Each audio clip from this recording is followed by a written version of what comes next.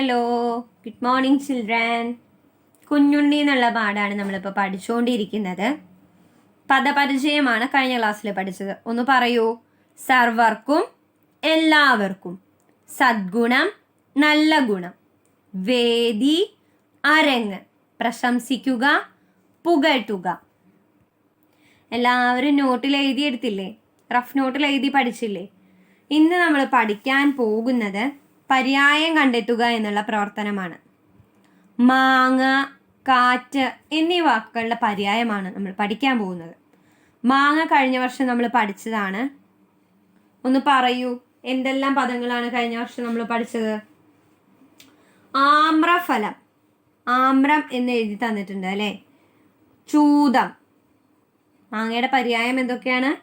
ആമ്രഫലം, ചൂതം. കാറ്റ് എന്നുള്ള വാക്കിന്റെ പര്യായമോ? തെന്നൽ, മാരുതൻ, അനിലൻ, അങ്ങനെ പല പദങ്ങളുണ്ട് അല്ലേ.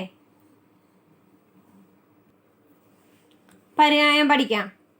മാങ്ങ, ആമ്രഫലം, ചൂതം. കാറ്റ്, തെന്നൽ, മാരുതൻ.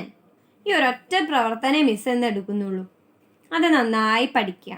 ഈ പാഠം കൂടിയാണ് നിങ്ങൾക്ക് സെക്കൻഡ് ടേം എക്സാമിനേഷനിൽ ഉൾപ്പെടുത്തിയിട്ടുള്ളൂ. ഇനി അടുത്തത് തേർഡ് ടേമിൽ വരുന്നതാണ്. അപ്പോൾ പര്യായം നന്നായി പഠിക്കുക. മാങ്ങ, ആമ്രഫലം, ചൂതം.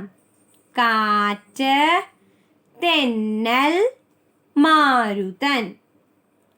പര്യായം എന്ന് എഴുതുക, ഡേറ്റ് എഴുതുക.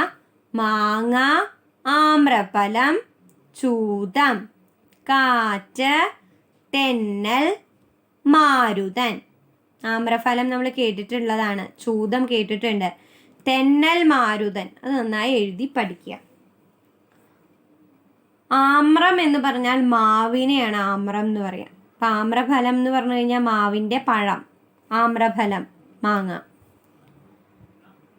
1 ടൈം നോട്ട്ബുക്കിൽ എഴുതുക, 5 ടൈം റഫ് നോട്ടിൽ എഴുതുക. കോപ്പി വർക്ക് ഉണ്ട്. ഭരണി, ഭാരതം, ഭാവന, മയിൽ. എല്ലാവരും കോപ്പി എഴുതുന്നില്ലേ? മിടുക്കന്മാരും മിടുക്കികളുമായി കോപ്പി എഴുതുക. Okay, thank you.